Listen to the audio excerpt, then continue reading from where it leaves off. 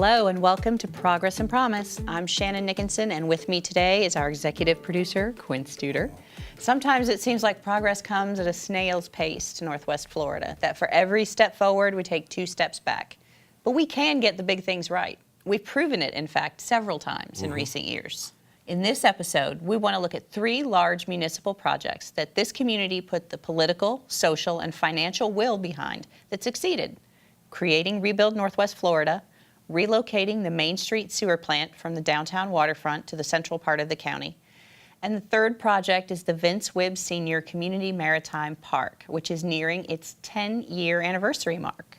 There still are wrinkles to be ironed out in the Maritime Park project, but if we pay attention to the lessons that rebuild and moving old stinky, as we used to call it back in the day, I think we have reason to be hopeful that though some of the plans for it have changed along the way, the Maritime Park is going to be something we can all be proud of.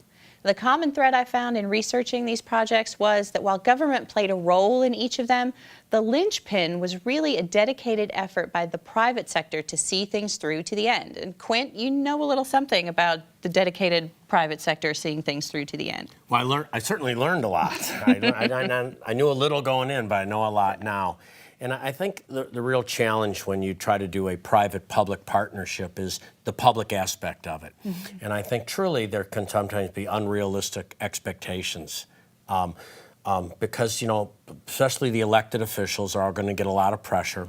Sure. They all might have different varying degrees. But am I being up for re-election? Aren't I being up for re-election? And some there's just like a lack of information that goes out there. And when the Community Maritime Park referendum was going, I happened to be speaking in Virginia, and there was a state senator that came up to me, and I told him there was a referendum, and he said, it's so hard to get a yes in a referendum.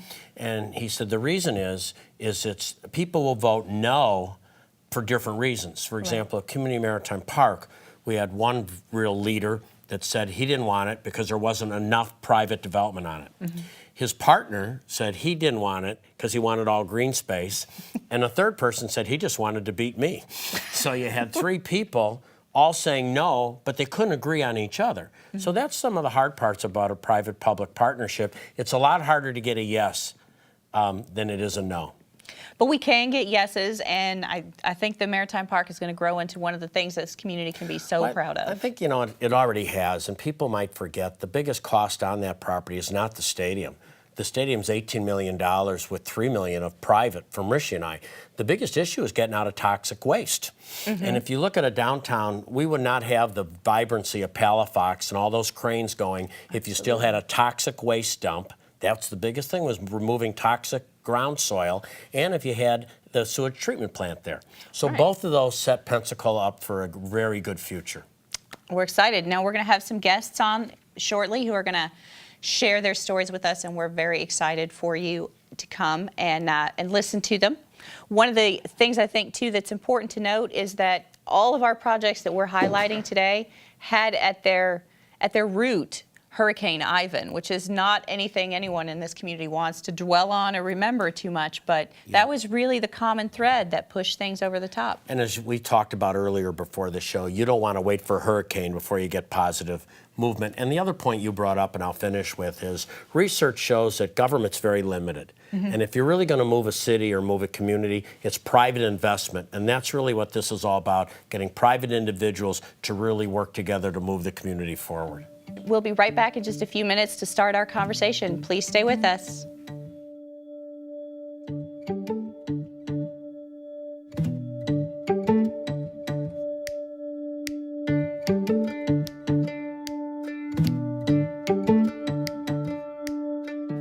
Welcome back. Everyone who went through Hurricane Ivan back in 2004 remembers the toll it took on our community. But one of the brightest silver linings to come out of those grim days was Rebuild Northwest Florida. What began as a community-led grassroots effort to repair storm-damaged homes morphed into an innovative mitigation program that has so far made more than 9,000 homes safer since the effort began. With us today is Lindsay Milton, Communication and Outreach Manager for Rebuild since January of this year, who is here to share their success story. Lindsay, thank you so much for being with us. Thank you for having us. You bet. Tell us some about Rebuild's mission and how it has morphed from what began as a group of dedicated volunteers just working to help folks who couldn't afford to make storm repairs to their homes into this great project that it is now. Which is still ongoing. For Yes, those of you that yes. think Rebuild ended after Hurricane Ivan, No, it's still here. It is still ongoing. We have funding for Escambia County right now, and we do not have any income limits. Wow. What we started, like you said, what we started out as was a group of personal business owners that came together and decided they needed to rebuild Pensacola after Hurricane Ivan. We did repair work on low-income houses. And we actually raised all of our own money with no government support. We were joined by volunteers and religious focus groups and social service agencies. And since then, we have morphed into what we are today, which is doing actual preparation for hurricanes instead. What we did was we decided there had to be a better way to do this rather than wait for a disaster and then repair. And we talked to the state and FEMA and came up with a way to implement this solid body of building science that actually is science instead of masking tape and plywood, which was the before case. We now have what was actually taken into the Uniform Statewide Building Code in 2002. And we came up with an idea to bring that into our community. The FEMA and the state were actually very supportive of us, and they have been a large reason for our success. They came up with a system where we could provide grants to homeowners to help them pay for it. And right now we have a grant that pays for 75% of the cost to prepare a home for a hurricane, and the homeowner is responsible for the remaining 25%. So if I'm a homeowner and I'm worried about, is my home strong enough for a hurricane? Structurally, is it strong enough? Is the roof strong enough? Are the windows strong enough? I don't have to be, let's say, a certain income level. Basically, if it costs so much money, I pay 25%. Yes, sir. And then the 75% is then picked up, which adds a lot of value to the home just alone by doing that. Yes, we actually, at first we were people were motivated by the fear of hurricanes. Right. And fortunately we have not been hit by a hurricane since Ivan, and so it's been kind of out of sight, out of mind. And now we find that people are more driven by economic savings. It makes economic sense because when I go to sell this home, or even when I live in it, people are going to wonder how strong and secure it is. And you get a great break, as I can attest to from personal experience, you get a great break on your homeowner's insurance. Wow. When the mitigation's all complete. It's fantastic. So I know they can go to, are we going to have anything on our website at Progress and Promise on this? Of course we will have things on our website. We'll have all the details about how you can contact Rebuild because, as Lindsay said, the project is still open. If you live in Escambia County, give them a call. It's the easiest money you'll ever spend. That is correct. And we definitely encourage everyone to take advantage of the program while they can in Escambia County. Right, because the worst thing that can happen is I might not qualify, but it sounds to me like the bar's pretty low today because if I can come up with 25% and I need to make my home stronger, then we can have a great thing with Rebuild. And that's wonderful. And again, thank you to all the volunteers from the very beginning. Because really did this for all the right reasons. And thanks to the state and FEMA as well as their support in the community. That's great. Well, thank you. Thank you, Lindsay, so much for being with us. Thank you. That is great information from Lindsay and Rebuild Northwest Florida. Please check out progresspromise.com for details about how you can contact them. And if you stay with us, we'll be back for more in just a few.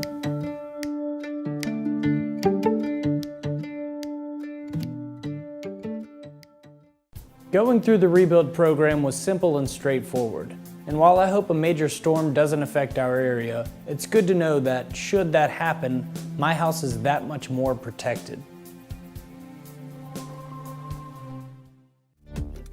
Welcome back. Thank you for sticking with us. Hurricane Ivan has had a hand in our second success story also. The demolition of the Main Street wastewater treatment plant and the construction of its replacement, the Central Water Reclamation Facility, whew, that's a mouthful, near the Crist plant, was a long time in the making, but the impact Ivan had on the more than 70-year-old plant in the middle of downtown galvanized public opinion about moving it and brought in $150 million from FEMA to help make that happen. So, with us to talk about that is Lois Benson, board member of the Emerald Coast Utilities Authority. She's going to tell us how ECUA pulled off the largest public works project in county history, not only under budget, but also ahead of schedule. Right. Wow, you could do project management for other people. know. Good. What's the secret there? Well, first of all, thank you. Thank you and the entire board, because when I first came to town, that was such an issue all the time. And then, of course, when we were looking at other downtown development, and I don't think we'd see near the investment in downtown Pensacola if that still existed. Plus, it opens up the whole west side of Pensacola. We're a lopsided city at one time, I call it. So thank you and the board and everybody that made that possible. Thank you. I have good colleagues on the board. And you know, Shannon and I were talking about it at the beginning. There are probably people who do not remember driving down Main Street and that smell that just about knocked you over that everybody knew about. I thought Leonard Skinner wrote a song about that. Ooh, that smell. It was horrible, but it's gone, and you're right. We have this wonderful opportunity, and it does open the waterfront up, but it also opens the west side. And you pointed to it. The west side floundered because it took the brunt of the odors. And the plant was so big, and it's 20 acres, that it blocked the connectivity of our city. Right. So the west side has floundered, and we have an opportunity for a renaissance for that entire west side and north of Garden. Well, we brought in, I always bring in these urban planners, and he told me, when you look at cities developing, you want to have development on both sides of the main street, which is Palafox here.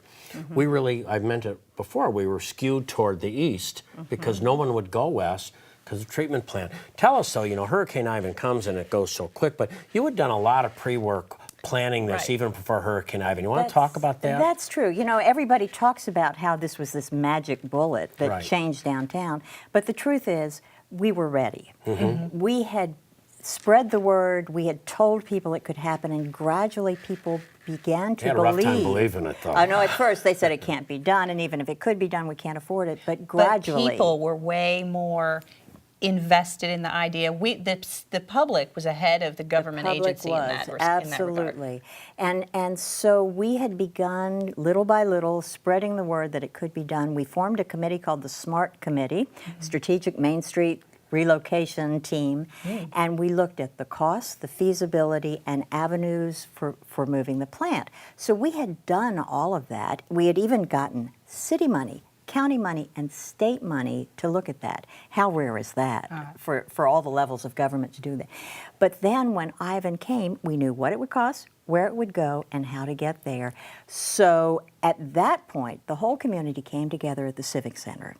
90% of these people, most of whom had lost their roofs, had lost trees, had lost so much, said their highest priority was moving the Main Street plant. So we had consensus. You had that critical mass. We did. We had the people, and we had a real compelling reason to do it. So we got $150 million from FEMA, which is amazing. Yes. We put it together, we did the engineering, and in 5 years, we made it happen. Ahead of schedule and under budget. I'm the only person in Pensacola who believes that Ivan was good luck and the recession was good luck.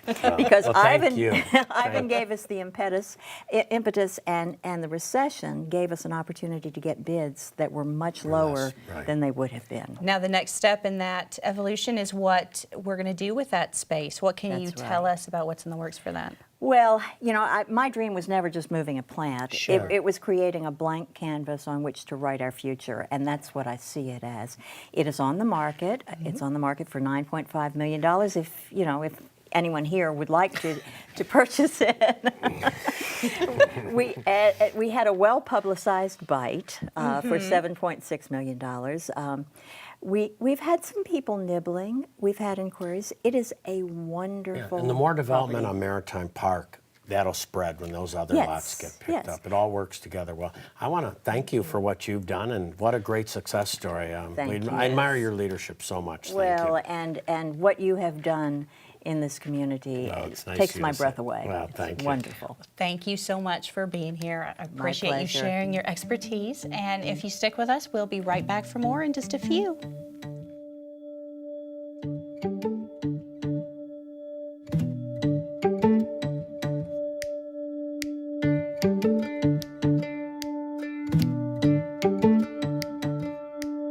And we're back. Nearly 10 years after it was first proposed, the Vince Wibb Senior Community Maritime Park is bringing thousands of people out to enjoy baseball games and other community events. With one office building under construction there and another in the works, the park is getting busier every day. As the project nears its anniversary, local attorney Brian Hooper undertook a study of the lifespan of the project, and he is here with us now to tell us what he found out. Brian, thank you for being with us. Thank you for having me. Brian, nice to appreciate see it. you. Nice to see you. Yeah. So you have thoroughly researched the Maritime Park project. What do you overall, do we give it a thumbs up or a thumbs down as a successful community venture? Absolutely, thumbs up. Tell us why. I think it is a very positive story for 3 reasons. First of all, it is a huge source of civic pride for us. We had a vacant lot that sat there for decades. It was an eyesore. You couldn't see the water. And now we have a beautiful stadium that many people in our community can feel very proud of. Second reason is the story of the park and how it came to be is one of persistence and overcoming disappointments and obstacles time after time. And it really demonstrates the visionary civic leadership that we have here in Pensacola going back decades. And the third thing is it has been a tremendous economic catalyst for downtown. I think if you look at the entire history of it, the reason downtown is succeeding like it is because of the Maritime Park.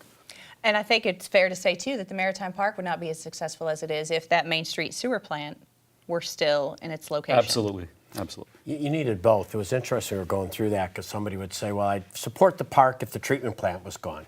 And then, of course, when the treatment plant gone, they'd say, well, I'd support the park if it had affiliated baseball. So certain people just weren't going to support it. And to be in totally open, we're funding the work that Brian is leading because we wanted to say, Rishi and I wanted to say, learn from this. We think there's some things that could have gone better. I personally do. I think the master development thing certainly didn't help. The legal fees that came with the master development, UWF pulling out didn't help. So there's certainly a lot of things that didn't work out the way we wanted it to, but I think you have to learn from those things because they happen. So we asked Brian, you just go in, look over the records, talk to as many people as you want, and give an objective viewpoint of a study. And this will be done, about when do you look at wrapping this up? By the end of the year. End of the year, and then we'll have it on. ProgressPromise.com, of course. What, Brian, what were did you find a couple of key points that could have done better? I think Quint hit on them just now. First of all was the selection of the master developer. And to recap for folks, the park board had hired a consultant to evaluate the projects, and the person that they ultimately hired was not the person that their consultant recommended that they go with. No, his response to the RFP and RFQ were complete fabrications. And what were the other? The other two problems, I would say, or disappointments, were, first of all, the withdrawal of UWF from its commitment to build classrooms and support the Maritime Museum at the park. This was due in part to economic factors. Sure. A lot of funding dried up at the state level. And also when John Kavanaugh left, the momentum at the university for having a downtown presence just wasn't as strong. Yeah, and that just happens. I mean, that's a different strategy, and it's just the way it works. And I think UWF was going to run the amphitheater at the time, too, which might have been helpful. And the last thing I would say is just the duration. I mean, when you look at it, I've talked to dozens of people who are instrumental, and I've reviewed thousands of documents. And what's astonishing is the amount of time that people spent over the course of years to get this done. Thousands of hours. And volunteer, by the way. It was all volunteer. No one got paid for it. Talk about the vacant land there, because, that's been vacant now for over 3 years. And if they're going to ever get revenue out of the park, You know, now you have our office building, which is going to pay $100,000 in lease fees, $300,000 a year in property tax, and $16 million in building investment with 250 people downtown. You got the Beck building, but there's still empty land. Has the city put any of that on the market yet? Well, last year I chaired the URAC Okay. committee, and we spent hundreds of hours, but nothing in comparison to what was spent on the Maritime Park, looking at ways to improve downtown. And one of our key recommendations was the city needs to start marketing these vacant parcels, starting with the Maritime Park, because they're the ones that are shovel ready. Because even today, we found this out with the Y, it's a little bit confusing. Yeah. Well, Brian, I'm looking forward to your report. You got URAC coming back, and I know you're going to hear more about that. We'd like to have you in an upcoming show, if you don't mind. Thank you for having me. And thank you for your community leadership. Thank you for yours. We'll have more in just a few minutes. Please stay with us. I got the right to live my life without claiming a side. North side, south side, east side, west side. I shouldn't have to be afraid to go outside because of drive-bys, but is it wise? When you got these guys committing homicide, so many tears cried, so many destroyed lives. We gotta get these guys so nobody dies. They can't hide because we got eyes on the north side, south side, east side, west side. That's right, we gonna take back the night, help you get your 3 strikes, and then it's life. Peace.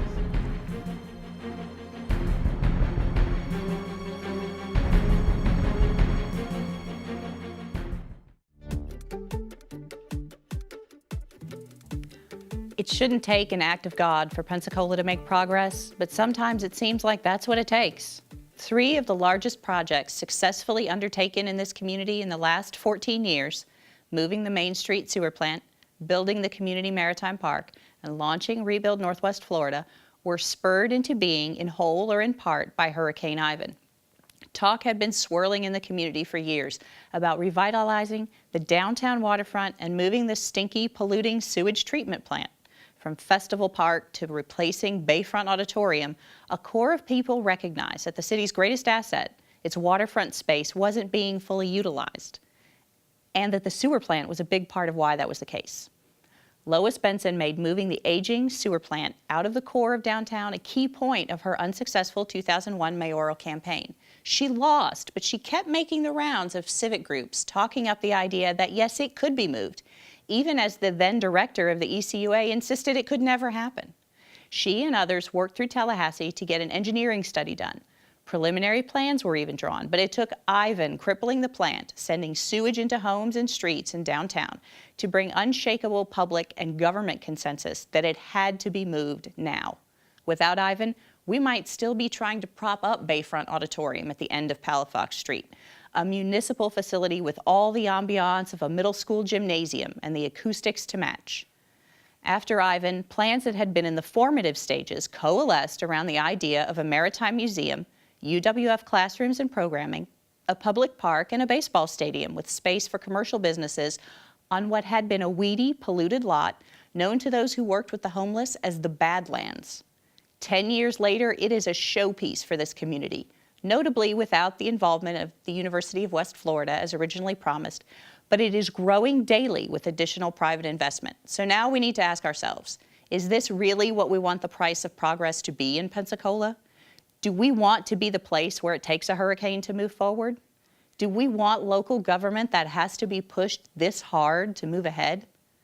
Rebuild has hardened more than 9,000 homes since it began as a group of concerned citizens trying to help those who couldn't afford to make storm-related repairs to their homes.